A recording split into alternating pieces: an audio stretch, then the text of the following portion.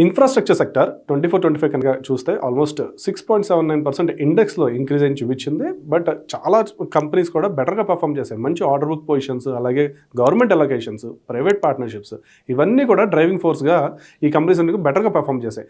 అయితే మేజర్గా చూస్తే L&T ఒక 20% వరకు గెయిన్ అయింది స్టాక్ ప్రైస్.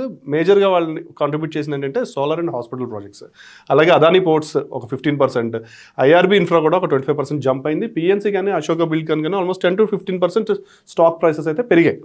సో అయితే జూన్ క్వార్టర్ అవుట్లుక్ మనం ఏం చూస్తున్నాం అంటే ఆల్మోస్ట్ ఒక 8-10% గ్రోత్ చూస్తున్నాము. ఎందుకంటే బడ్జెట్ అలొకేషన్స్ అన్ని ఇప్పుడు అవ్వడం స్టార్ట్ అవుతాయి.